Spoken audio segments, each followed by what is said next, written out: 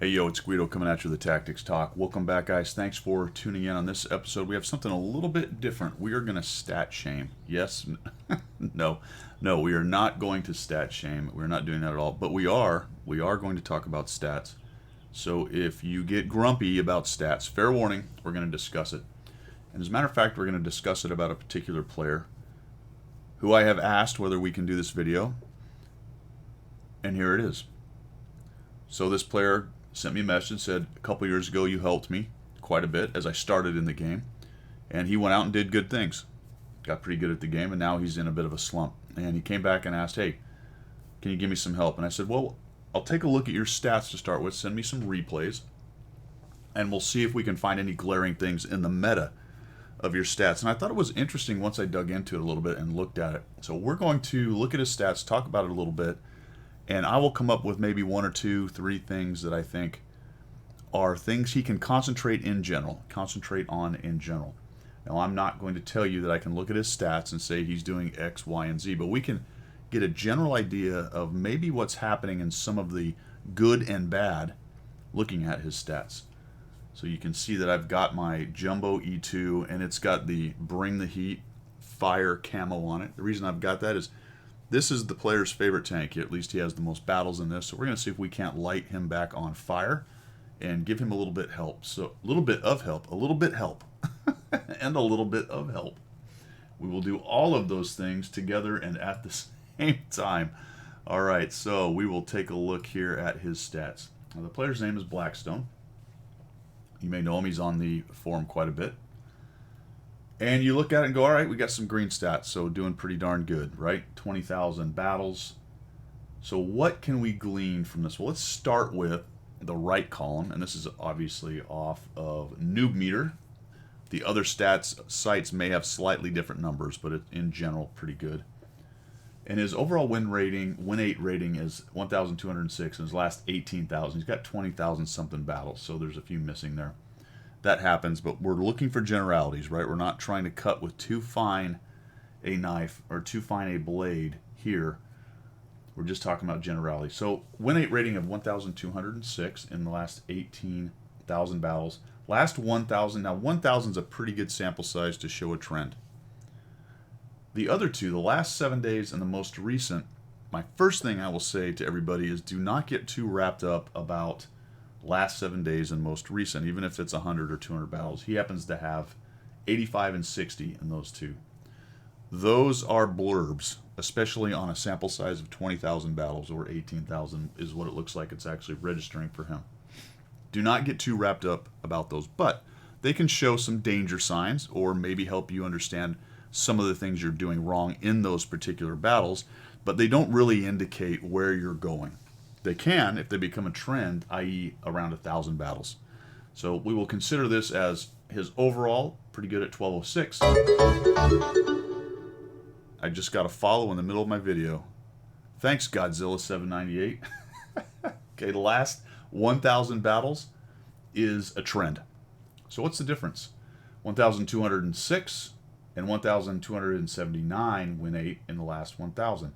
That actually shows an improvement. We'll get back to win 8 and win rate in a minute because it does show a slight decrease in win rate. Now, both those numbers are pretty small, aren't they?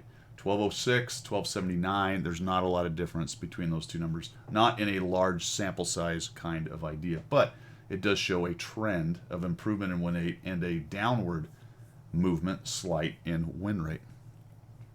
Let's talk about that for just a minute because I see this a lot. I see it in myself. I see it in other people. A lot of times when your win 8 starts to improve, your win rate is either stagnant or goes down. Now, why might that be? One of the reasons that happens is when your win rate's going up, you're doing some more damage. Typically, you're doing more damage because you're lasting a little bit longer. And now you've got to figure out how to translate that extra time and damage into a win. And that's the critical piece right there. The difference between, say, Blackstone at 51% and somebody at 60% is that 60% player figures out how to win that one extra game. And he figures out, or she figures out how to win that one extra game by using the time and damage that they make to better effect than, say, a 51% player. And as a 51% player does more and more damage, they've got to learn that piece of the game, which they haven't had exposed, right? It's been unlocked. The end game is unlocked by me getting there more often and starting to learn how to play the end game, because the end game plays differently than the beginning and the middle. It really does. All right, so that is discussing a little bit about the 18,000 stats and the 1,000 stats, where we've got the snapshot of you overall and the trend that's happening in the last 1,000 battles, whether it's good or bad or indifferent. And then we always like to get wrapped up about the last 7 days and the most recent. That's the one we track like an eagle, because that way we know we're getting better, right? Well, I would back off, look at the last 1,000 and start making an assessment from there. The last 7 and the last most recent are important, but really what's happening in the last about 1,000 battles should start to give you a better picture of where you're going and what might be happening. Let's look at some of the other numbers that he has right here. We've got an average damage of 879 in 18,000 battles. And it's up to 1,047 in the last 1,000. And then we have a little bit of a burble at last 7 and most recent. Most recent's at 868, slightly less than his total, and quite a bit less than his last 7 battles. But last 1,000 battles. But still, last 1,000 is showing 1,047, and that is quite an increase. And I think that really supports the idea that Blackstone's learning how to do more damage, and that is always a good thing. Average experience is showing an upward trend as well in the 1,000, and then tailing off a little bit in the most recent 2. Okay, so now we're getting down to some of the specific stats. And remember, this is a picture of the whole person. If I look at this and go, well, my battles survived is going up, so I'm getting better. Well, maybe, maybe not. You've got to take it in context. So let's look at some of these numbers. His battles survived is relatively low. Now, this is a red flag. There are several things that are kind of red flags in this game for me. And anything lower than about a 30%, and I prefer it to be closer to 35 to 40, is a red flag. Does that mean there can't be great players who are much better than Guido who have a 25% survivability rate? Absolutely. There's probably some out there, but you're cherry picking. I will tell you that in general, your survival rate should be higher. Why? Because if you're going to have a higher win rate, you're probably living longer. You probably survive that one extra battle. And really, what we're talking about here, folks, is one extra battle in 10. And people want to discount that and act like, well, it's no big deal because it's only one extra battle in 10. Well, I'm telling you what, it's the biggest deal in this game. We all live between about 60 and 48% with outliers on each side of that. And really, the truth is most of us live within 55 to 48%, maybe 47, with outliers outside of that. So that one extra battle is everything. That's the one extra battle that makes you a great player and not a great player. And it might seem harsh, but that's the way it is. That's how the stats in this game work. That's the parameters between a good player and a bad player. And the good news about that is that the skill level, or at least what happens, at least the results of the skill levels, isn't really that far off. And it means that just a little bit of improvement can actually improve you quite a bit. All right, so that's my little talk about that. So battle survived is low at 28% and all the way down to 23 at the most recent, and worse in his last 1,000. Very interesting. Kills to death, 1.11. That means how many people do you kill each time you die? I would like that to be closer to 2. Closer to 2. That's an interesting stat because it's just how many times you die, not how many kills you get in a battle, not how many kills per win or anything like that. But in general, you want to do more damage and take more people out than they do of you, right? If you're killing 1 every time, that's pretty good. But this is 1 every time you die, right? Not 1 every time you fight the battle. So really that should be closer to 2. You would want to kill 2 people every time they kill you once. And he's at 1.11, and that's actually fairly steady and a little bit better even in his most recent, slightly better in his last 1,000. That's a place that he needs to improve. Average tier is 6.88 up to 7.3 in the trending 1,000, and goes down slightly. There's not a lot to take from that other than he prefers slightly lower tiers, around 6 to 7 in general, and does play some higher tier. And there as well, we'll take a look at the number of battles he has in tanks because that does show that he's more comfortable in the 6 to 8 range, really, overall. Average base capture. Now we're going to get to some really interesting stats here, and this is one of those places I'm going to kind of hang my hat on and make a bold statement and give him a little advice right here.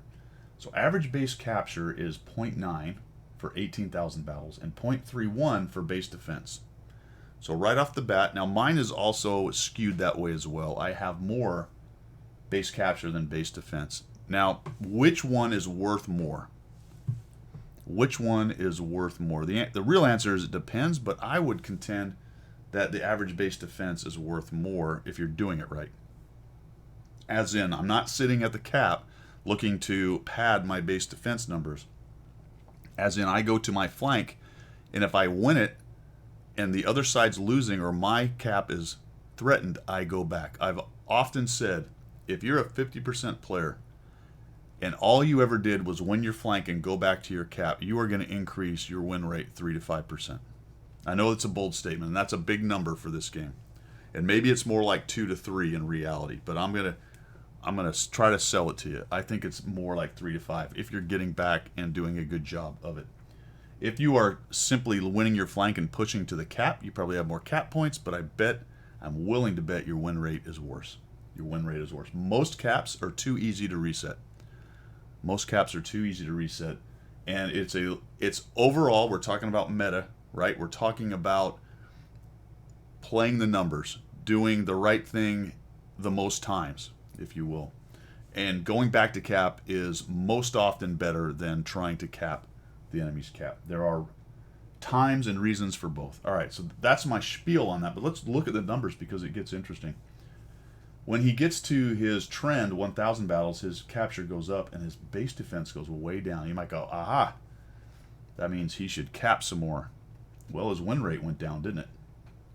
Slightly, but it did.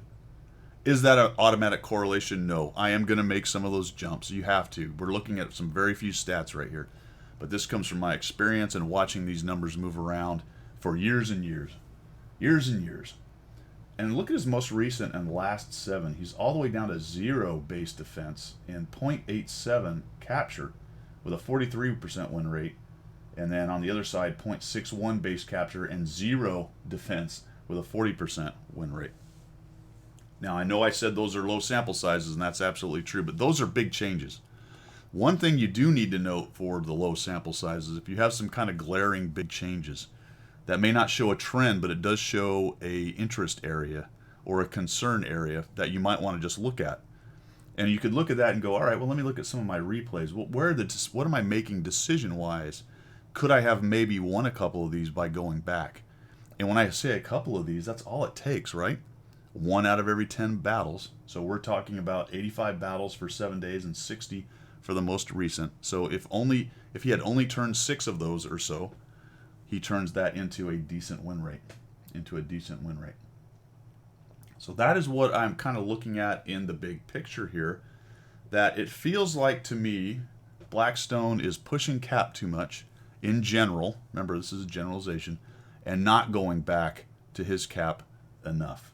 Now let's look at something else that's correlated to that a little bit, or at least I feel like is correlated to that as well. We're going to come down here to the tanks that he's played. We're actually going to select the last 5 days or 4 days. So we'll click on this, 43%, and we'll look down here at the pie chart on the different tanks he's played, and oh my god, he's played a lot of different tanks. And if we scroll down, we see that he has played 6 battles is the most in one tank, and a lot of tanks 1 battle and a couple battles. I do this. I like that. I got a lot of tanks. I move around through a lot of tanks, and I will say that that hurts your performance.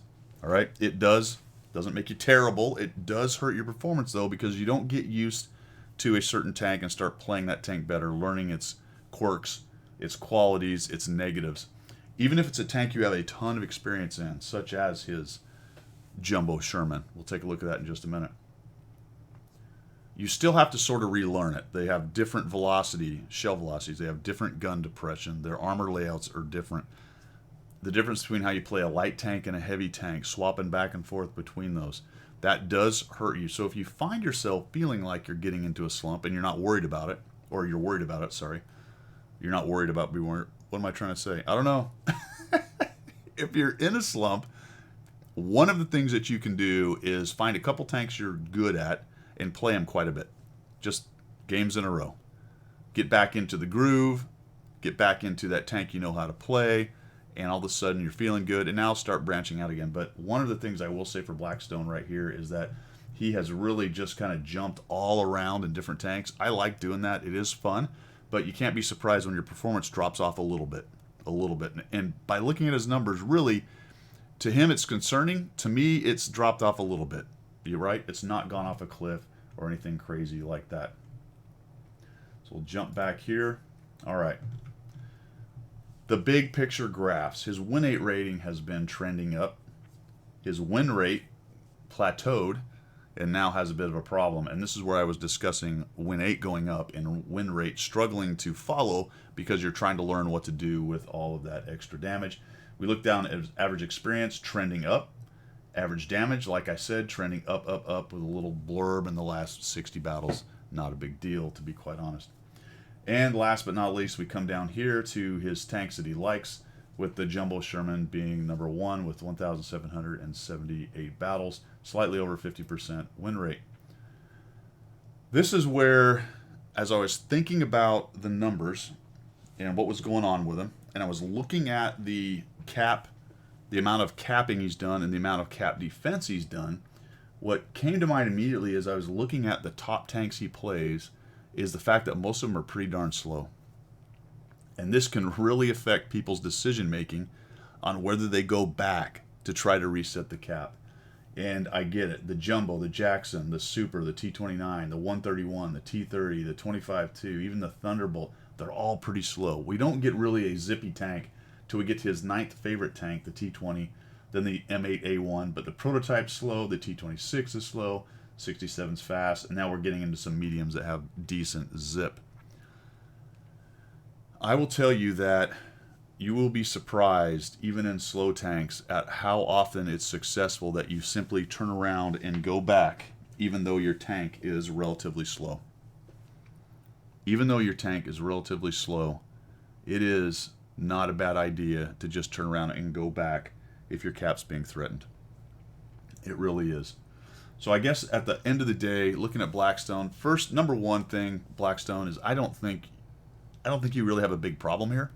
I think you're trending better. You're getting better at the game, even though you may think you aren't.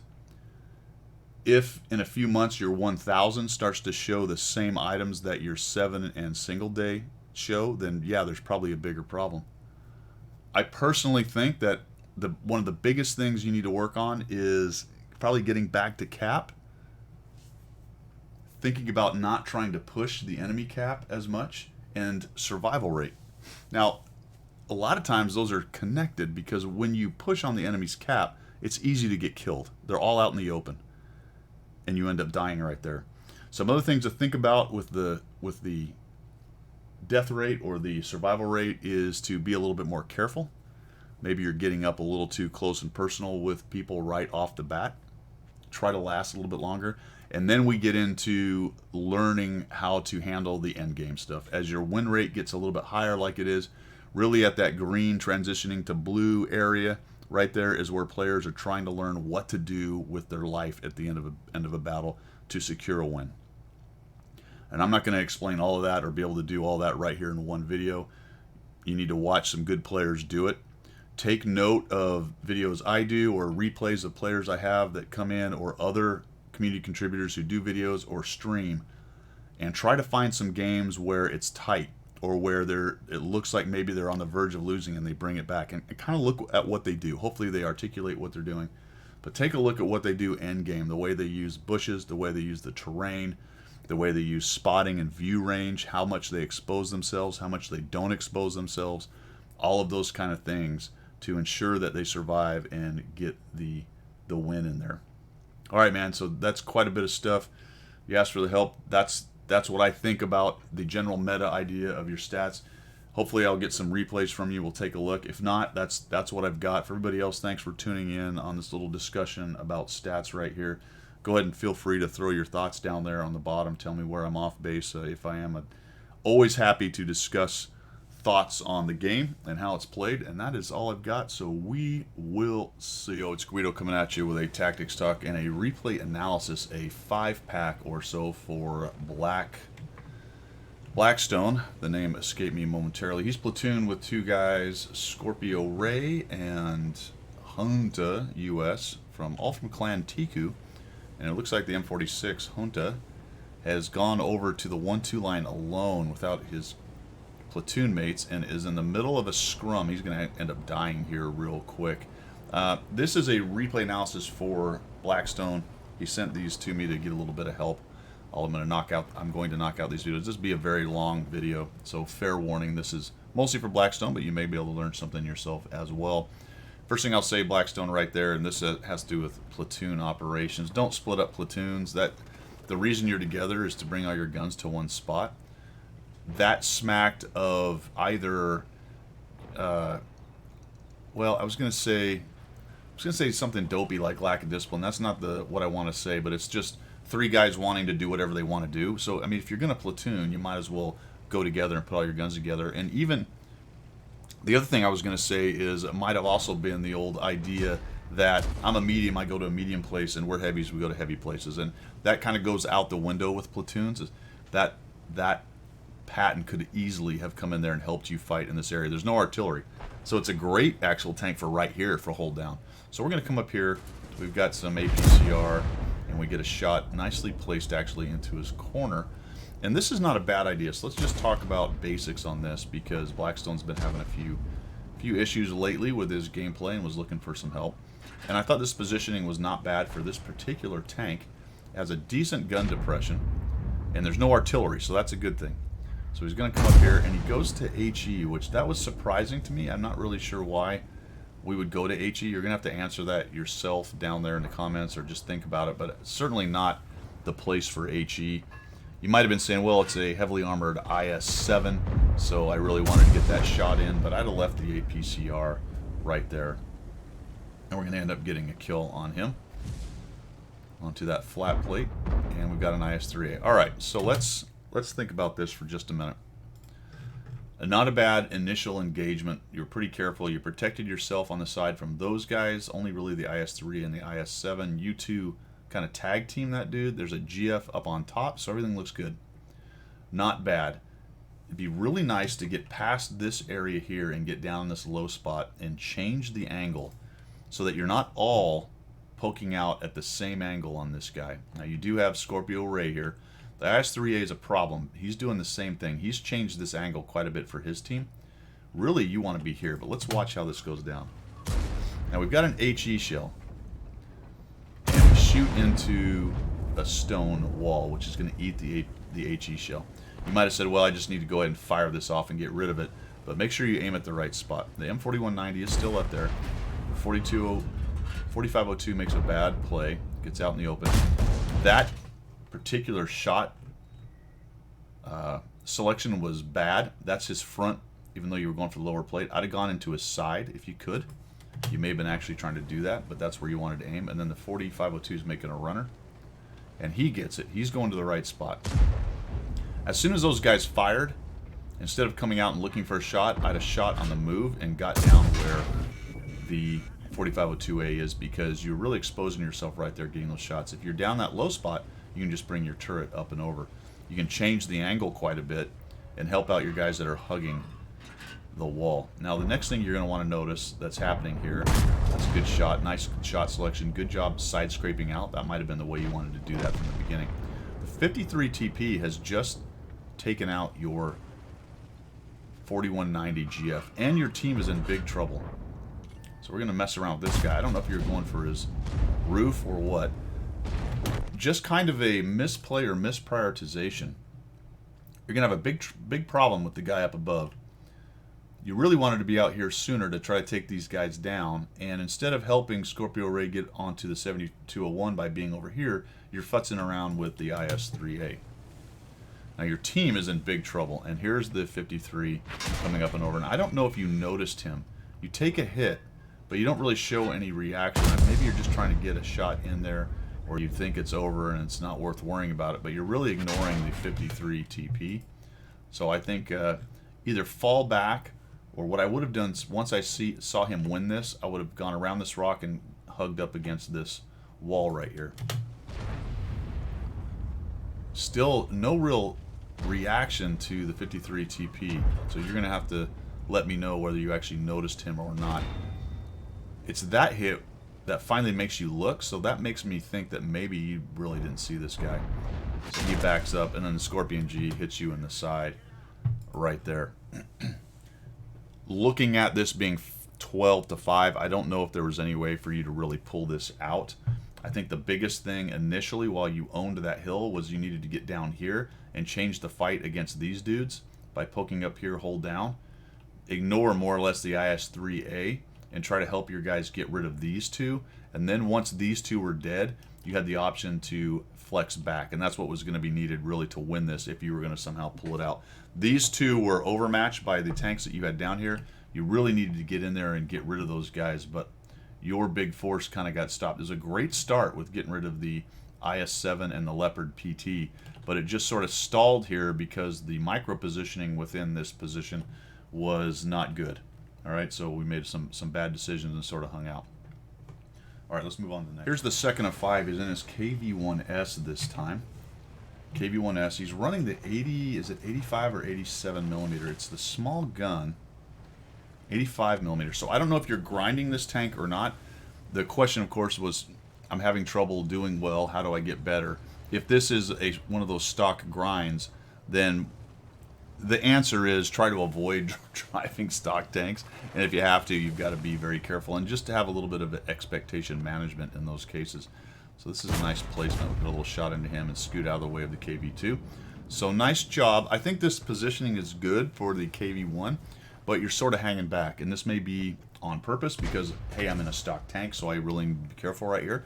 So pay attention to what's going on. You got a KV-2 over there, the M4, another KV-1, or a KV-1, and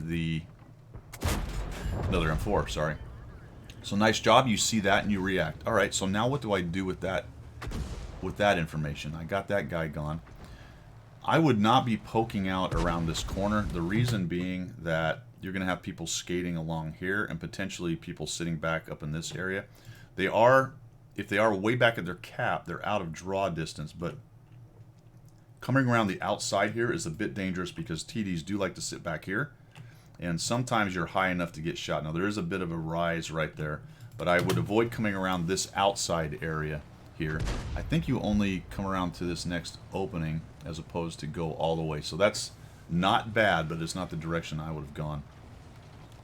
And it may be that you were trying to avoid being seen by the KV-2 as well. And then we get kind of goofing around with the 178 Bravo. And one thing I've seen from some of these replays then is a lack of plan, really. More of a reactionary kind of player than somebody who's trying to make something happen or looking for, let's not say looking for, because I bet you're looking for the opportunities, but creating opportunities. Now this Cromwell, this is interesting. This Cromwell is out on the outside here. The M4's got him lit. This is not an easy one to do because it's got this stare down right here. I don't know if you can actually destroy these columns, to be quite honest. I don't fight here very much. I don't find this position to be very good. It's very limited in its field of fire. You've got a couple holes you can see through, and that's pretty much it. You're just playing the dueling game. I tend to like to be on the outside, side scraping, and see if I can clear these out. But maybe an opportunity here to get rid of this Cromwell. The safest place to do it, and I know I just advised against it, but if you count noses, we got 1, 2, 3, 4, 5, 6, 7, 8, maybe one more in there, 8, 9 dead, so there's still 6 tanks. Maybe a little bit dangerous, but a possibility to come around here in this low area and start shooting into this Cromwell and get rid of them. And that's where I'm talking about having a plan, right? Look at this right now and say, what is my team's problem right now?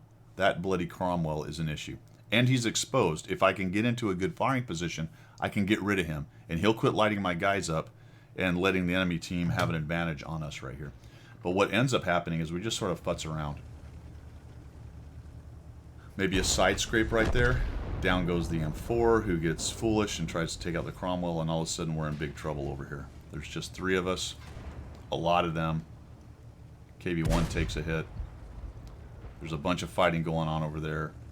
And we're kind of just reacting. I think we actually do a nice job here and find this Stug. There we go. So good job. You noticed it. That indicates to me that you are paying attention to the mini-map and looking for shots. There you go. Down he goes, and we react back over here. Again, that Cromwell I still feel like is someone you can probably come around here and find. So maybe we're going to do that. Oh, we get lit. Well, there you go. But I think you got lit by him. Who comes up in the middle. Looking for that shot. And down he goes. Now wait your 6 seconds and go look again. And see if you can't actually get around and get that Cromwell. But now we're starting to get pushed. The enemy team is sensing maybe they have an advantage over here. Gonna poke around, take a look. KV-1's nearly dead. KV-2's fallen back. And this is becoming a weaker and weaker position considering what the enemy team has over here. So we shift back over here. We do not get lit. That's very good. And now we're going to come around and see if we can't maybe get rid of this Cromwell or get some shots on somebody. Getting a little goobered up on that. All right. So you immediately go after the Churchill. And interestingly, the Cromwell is behind some items right there. So that gives him a little bit of protection. Use those holes. You can actually shoot through those. And down he goes. I like this aggressiveness that you flex and immediately go into this low ground. I think that's a really good idea right there. The Churchill's going to expose himself, I believe. There he comes. He knows he needs to get out of there. A little bit of a rush shot. I would have aimed that a little bit better. Do not go too far up this road because the further up you go, the more you expose yourself. Down here, there's more cover. The only caveat I will have is if you're too far back, you can take shots from the other side over here. So you have to be careful with that. There you go. Get that guy down. That's nicely done. And now we've got this KV-2. You don't have the depression to mess around right there. You also do not want to go down here and try to cross the road because that T-67 and other TDs are a possible problem. You get spotted in there. I'm not sure what that's from. Maybe the top of your turret from the T-67 or something. One of the other tanks out there in the field.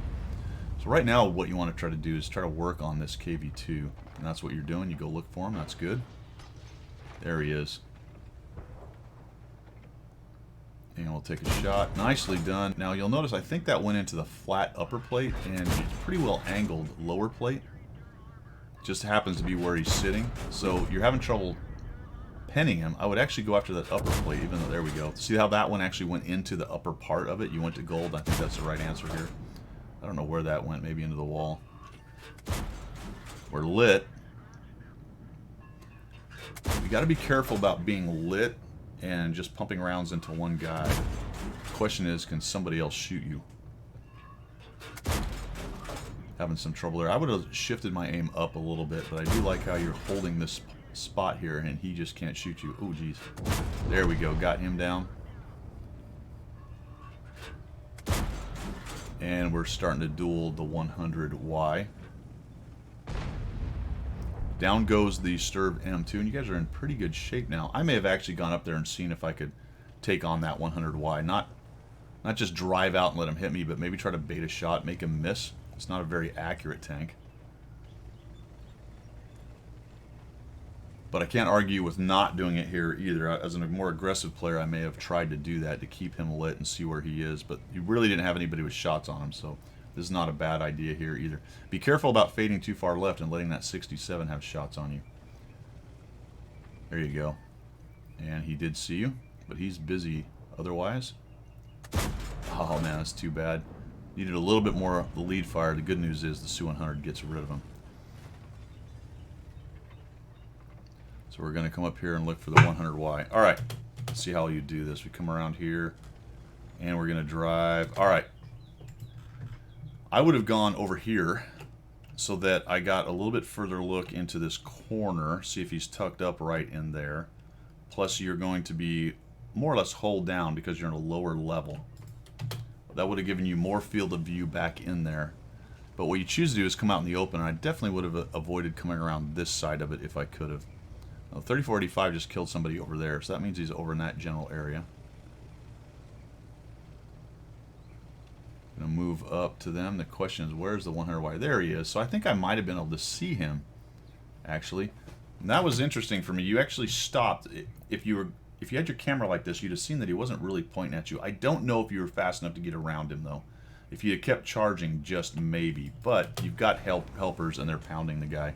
So that's not bad. This is a mistake, though. You're backing up. There's no reason to back up. Unless you're thinking, I just need to get out of the way of the Crusader and the 3485. But if you stay close, it's easier to see if he fires. And if he fires, you press around that corner. So we just keep backing up. We sort of let that engagement happen. Those are some hit points you probably could have had right after he fired right there. There's the Crusader. I'm not really sure why you stopped here. You take a hit, and here you come. I don't know if that was a disconnect or some kind of issue with your internet or what. We take a couple hits from the Crusader, and we dive down here, and we sort of sit here behind this stone. You should have just pushed into the Crusader. You need to go find him. There you go. Now someone else found him. He's hiding.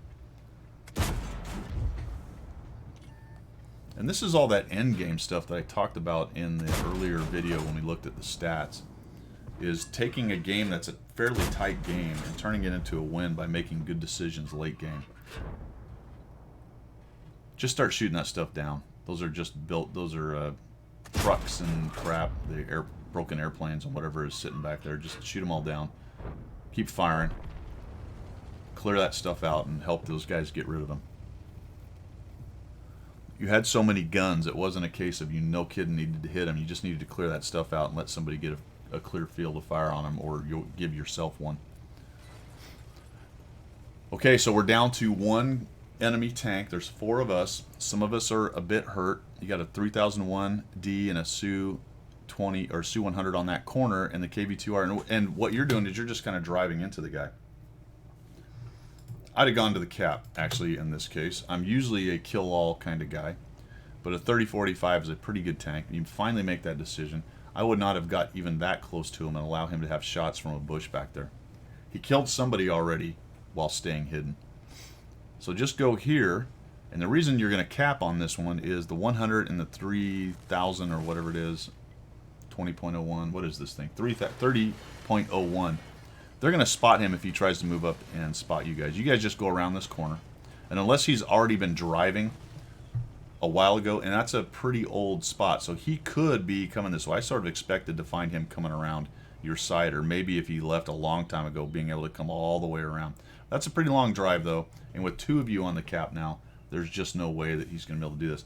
I would not have worried about that direction, to be quite honest. Those dudes are going to see him coming. I'd have been pointed this way. Probably got into this, probably got into this bush, maybe slightly up on the side, or back into this tree right here, and had my hole pointed this way, just in case he no kidding came up here or came out of one of these openings, or somehow managed to come around this corner. These dudes have that area covered. He's simply not going to get by them and get close enough. The KV-2 had me concerned because he's kind of out in the open there as well. And this ends up being a win. He never shows up. So nice job on that one. Just some things to think about in game-wise. Let's move on to the next. All right, here's the third example of gameplay. What's interesting is the first one was probably a loss no matter what. We did talk about the potential for clearing out those 2 guys and maintaining enough of your tanks and hit points that you could flex back. Remember, I talked about that quite a bit, going back when you win your flank. You didn't quite get to the win your flank, and there were some things you could have done to do that better on the first one. But it was probably, without some big heroics, a loss, although you weren't able to actually get the motions going for the heroics. On the second one, that was a close one with the late game decisions I was talking about, which you did a generally good job, but in a couple instances kind of put at risk the win there. Probably all going to be a win anyway, but a couple of things we just can tighten up right there. This one is interesting because it's going to be one of those where you really needed to go back, and probably had you gone back, could have swung, would have had a much better chance of swinging the battle than the very first one. So let's talk about this because it also ties into the, hey, I'm in a slow tank so I don't go back kind of mentality. So we're going to come up here. We send an OK force into the city. They have a IS-3A way forward and then a couple heavies back there, and your LT-432 has given you some fantastic and significant SA. That guy is completely overextended and vulnerable to all of your tanks in here. So he needs to get jumped on fast, and it looks like the 4502 and the other guy up there, the T-5041, have figured it out, and they're headed in there. And What you do is you kind of go into the back of the city here. We finally sort of figure this out, and we find this IS-3A. He's getting wrecked, as he should be. I think we sneak a shot in here and kill him off. There you go. Nicely done. And we get rid of that guy. And now we're kind of here, and we're going to side scrape. We're going to side scrape, and we're looking at red tanks that are actually on the very other side of the city. So that's kind of an SA problem right there. We're trying to look for shots. I don't know if you expected maybe somebody else to come in, but pay attention to what the LT-432 is doing for you. There's nobody there.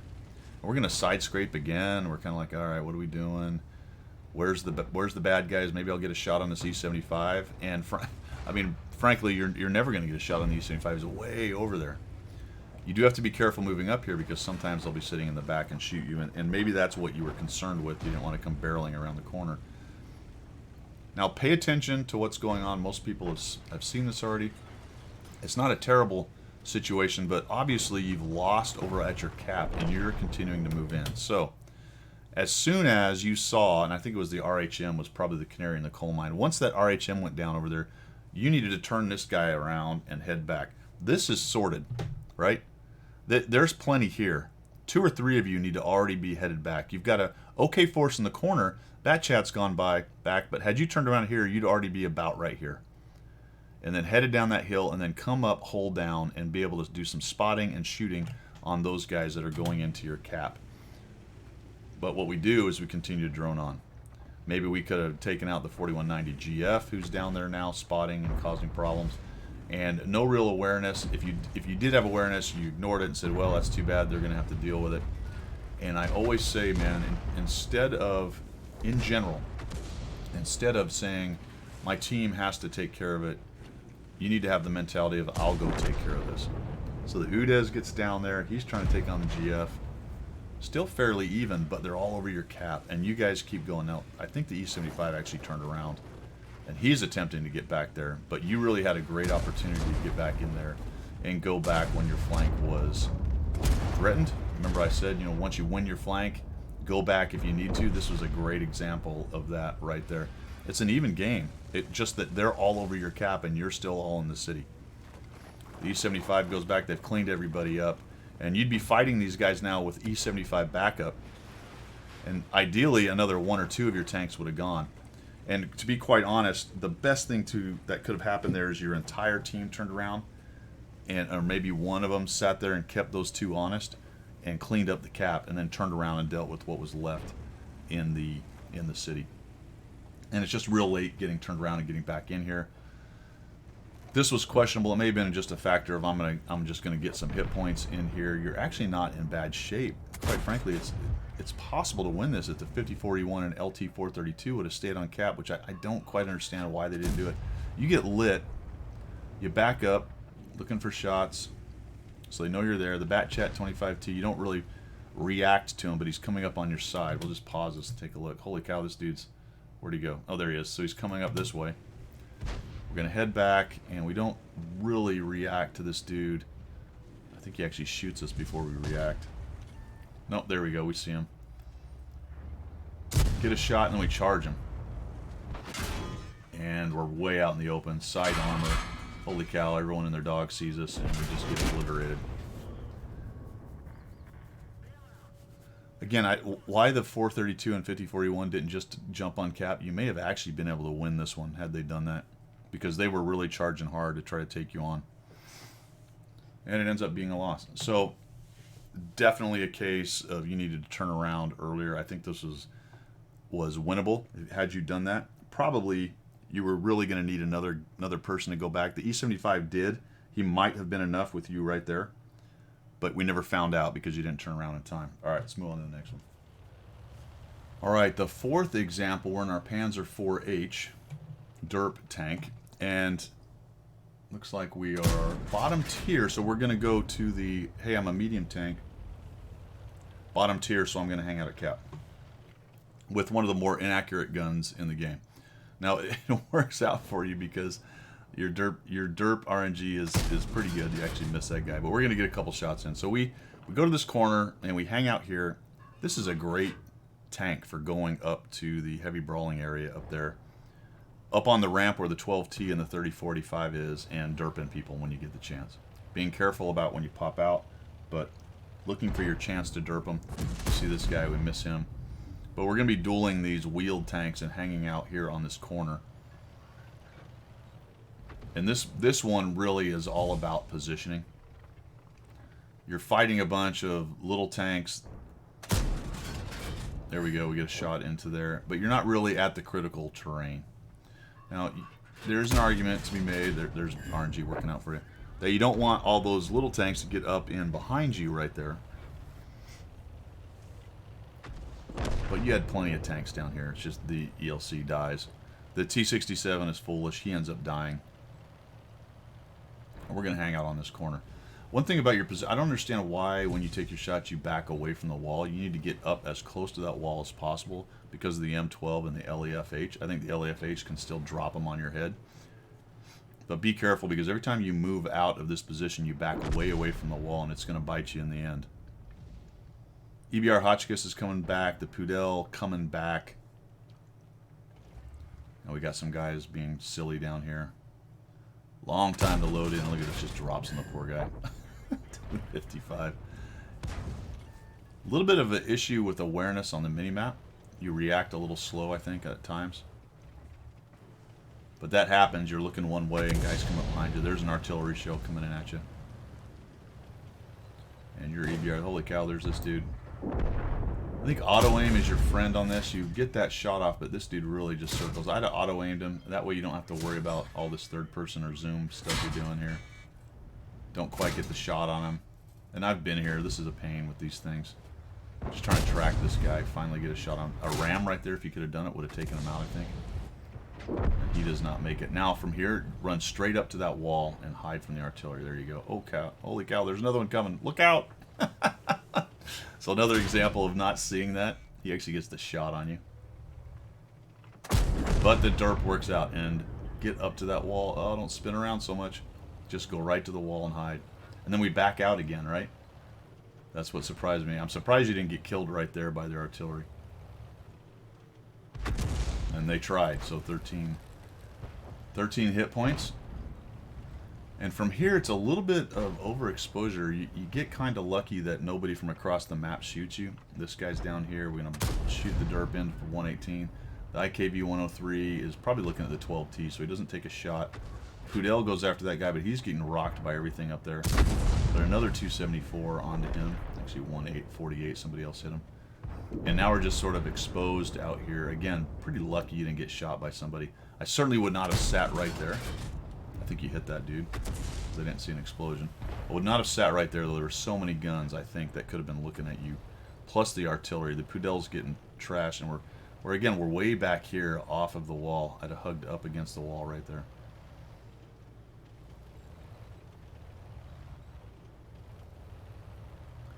This is, I just watched that for just a minute. This is again where a couple times I've watched on your replays and I'm thinking, what exactly are we doing? What was the plan? What was all that about? Just kind of rocking back and forth, not really looking for a shot, not really repositioning, just sort of moving. Was it just pure arty avoidance?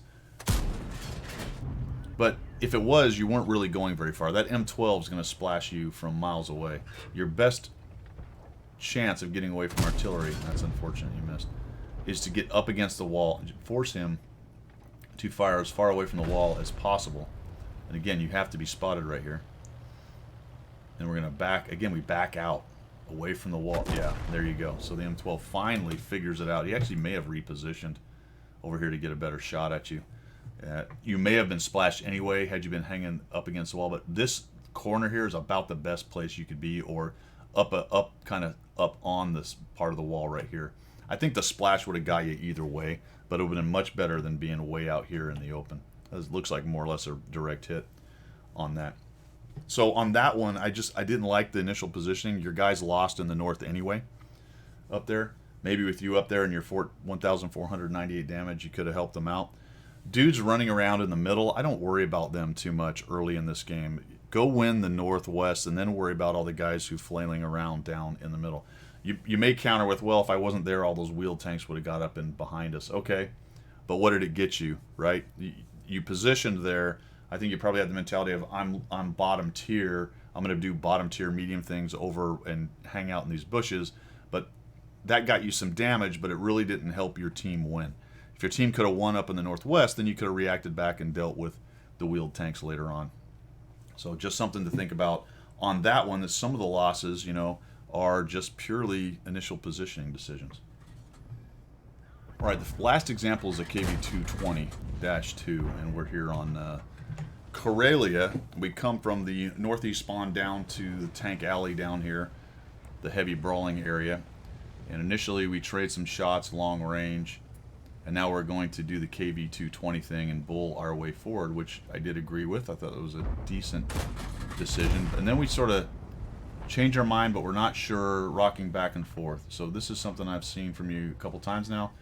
If you make a decision, make it. Obviously, leave yourself an out if you can. Try to make the best decision. But in the case of moving forward, I'd have definitely headed right for this rock.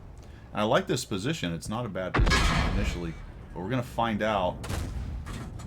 We're going to find out that much like the Polish tank, we get to a spot and we just sort of fight there and refuse to do anything else. So we're getting some misses in there. Nice job with the KV-1, trying to look to snipe his turret right there, maybe snipe the Excelsior. Right there, I'd have moved forward. You're going to come out and find a bunch of guys. Now they know you're there. Shot on that guy. There you go. A couple more shots, and we got this Wolverine. They hit pretty hard at this tier, so that's a guy you don't want to mess around with too much. Good gun. He backs out of the way. And now we're going to fight. We're going to basically fight the whole fight here, much like this, was it the Czech tank? We're messing around with the Excelsior. He's got really good turret armor, and we're being hit by the Su-5. And pretty soon we're going to allow ourselves to get tracked. Alright, so this is not really working out, right?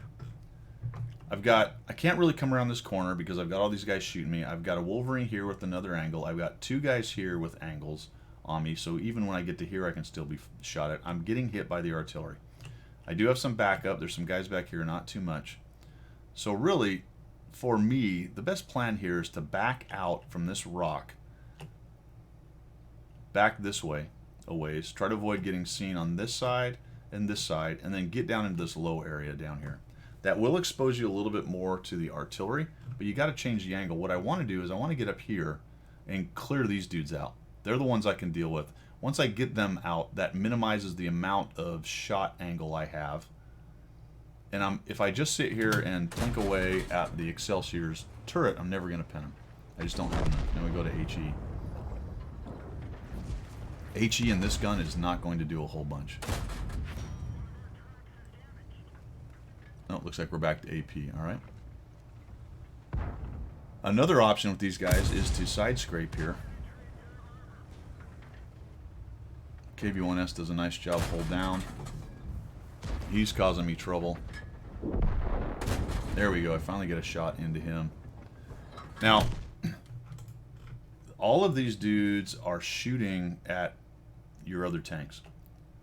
So once you see a couple shots go out, another option is just to barrel forward. As long as you've got a kit, which you've used. So unfortunately you don't. But if you've got a kit, barrel forward, get into this low area down here, and then start fighting from this low spot. Again, you're going to probably take some artillery here, but you have to do something different because this is not working out. There we go. Nice job on that. Oh, we stayed out there, and this is going to cost us a whole bunch. And just look at all these shots coming in. We're getting hit.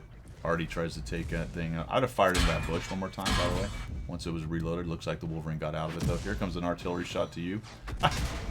Just saw that come from all the way over there. And we're just getting absolutely hammered. Just praying that our kit can fix. Oh, I think you might have had a chance to move there. I would have that reverse button pressed down. You got to go for his lower plate there. There you go.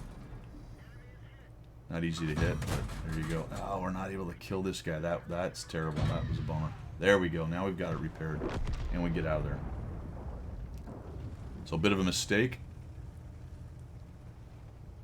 And there's a lot of them, right? So going up and forward is not the great answer, but you've got to change things. The other possibility here is just turtle up and make them come. But your team is pushing out and getting hit by stuff as well. See how the M3 Lee's backing up with the cover of the rock? He's trying to reposition a little bit. I'll say that in general, it looks like you're content to just take guys on face to face. And the point of all this yappity yapping is you really want to try to change the fight a little bit. Yeah, he's just a pain. Nice job avoiding that. There's somebody else shooting at you. There's an SAV this guy shouts. There we go. We finally get that guy down.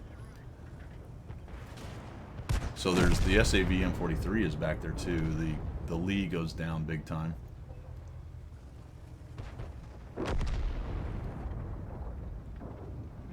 Kind of putting our side armor out again. Nice snap on that guy. And I would back out of this rock here, and I would try to get down to that low spot. And it looks like finally we're going to do that right here.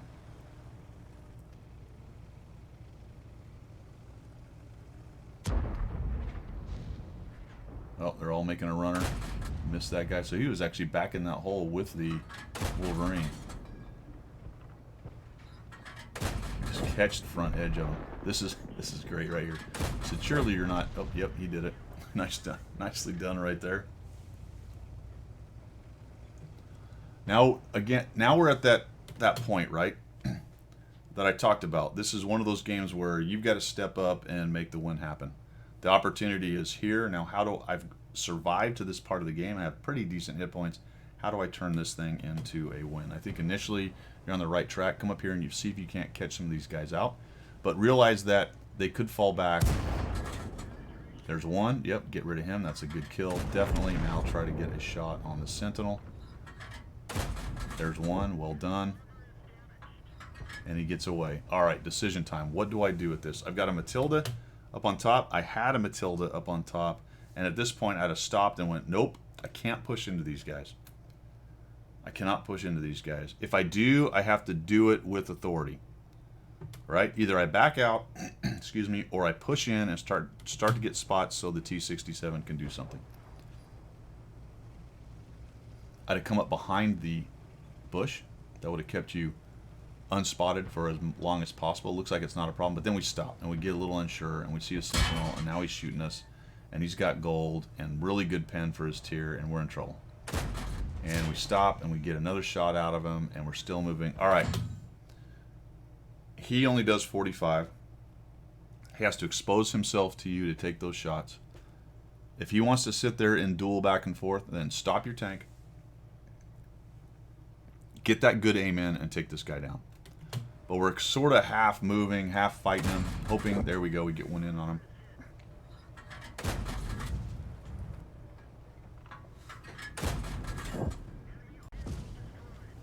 And we get rid of him. Okay, good. Probably lost a couple hits you didn't need to take. And then we're sort of rocking back and forth again. Now we're getting hammered by the T-28. Shooting gold, backing up. And because we were unable to take the Sentinel down fast enough, we take a few more hits from the T-28. So decision time once again. Well, I really can't push into the T-28 and the SAV, so I think you're making the right decision backing up. What I'd have done is backed up here, turn around, and head back for the cap. They know they're faster than you, especially the T-28. Go back there, or at least up the hill, and try to support the Panzer. So we're going to speed this thing up. Going faster, going faster. We do go up the hill. We start looking over this way, and we're messing around, and we're looking, but we go, oh man, now we're down in the pit, and there he is. He just showed up, kills the artillery, and now the SAV has gone up there. So we're going to head that way. The point of all that is, again, I won my flank. Go back. We're going to head all the way back here. 40, 30, 20, 10, and we just missed that shot. And it's that close, right? Had you turned around and gone back earlier, probably turned this one into a win. Had you dealt with the Sentinel faster, probably helps turn this thing into a win. Had you changed the angle on that fight down there earlier and taken some of those guys out faster and preserved some of your tanks and hit points, you probably win. So you can see how all those things, this was a good example of most of the things I was talking about through the first 4. All the elements are there on this one. All right, man. I hope all this stuff helped you. This is a long video. If you got through this whole thing, good on you. Let me know if it rings true. Let me know if there's anything in there that I was either incorrect about or there was a slightly different angle you were thinking on there. Otherwise, man, good luck out there. I appreciate the support of the channel. For everybody else, we will see ya.